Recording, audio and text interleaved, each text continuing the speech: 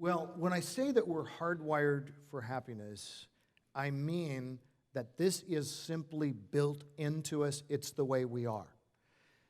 It's not something we can go, you know what, I'm going to, for the rest of my life, not want to be happy. There's nobody that doesn't want to be happy. Augustine said, every man, whatsoever his condition, desires to be happy.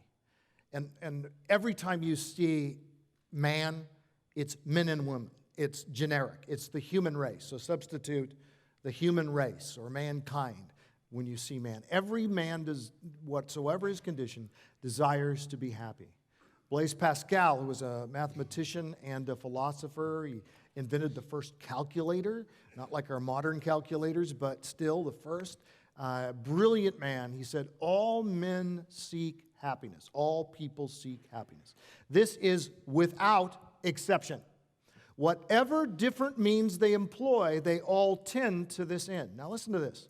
The cause of some going to war and of others avoiding it is the same desire in both, attended with different views. There are some people who would not be happy if they didn't go off to war to defend their family, their country, whatever. There are others who are trying in the name of happiness to not get into that situation, but both are motivated by happiness, the desire for happiness. The will never takes the least step but to this object, that's happiness.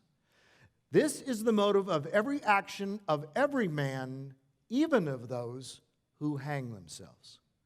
Now that's a startling statement, but if you think about it, it's true. Because what is the person doing, trying to do, who hangs themselves? They've given up hope.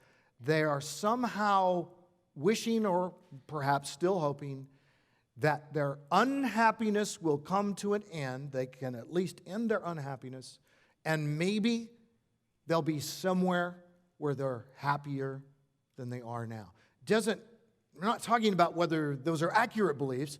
We're talking about that even when somebody takes their own life, it appears to be an act that has nothing to do with happiness, yet it's a desire to relieve a profound unhappiness at worst, I guess, and at best, perhaps it's the desire to find greater happiness, even though it's misguided.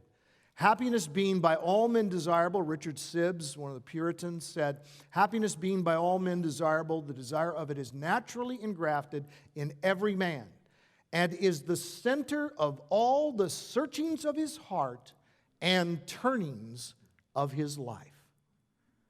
Thomas Manton, another great Puritan, said, it is as natural for the reasonable creature to desire to be happy as it is for the fire to burn. Now, do you look at fire and you go, fire, what's that about? The fire's burning. No, that's what fire does. It's made that way. So Thomas Manton said, but, and this is our problem, we do not make a right choice of the means that may bring us to that happiness we desire. That's where sin comes in. Sin is not wrapped up in desiring to be happy. The sin problem is looking for happiness in all the wrong places that can't bring us happiness. Human beings choose means quite contrary to happiness. That's our problem. And other Puritans, Spurgeon, Whitefield, Wesley, all of them agreed. In my larger book on happiness, I lay out pages and pages of all these people where there's this universal consensus among the people of God throughout the ages that all people long for happiness, and God is the one that gave us that desire. And our problem is we keep looking for it in all the wrong places instead of in Him.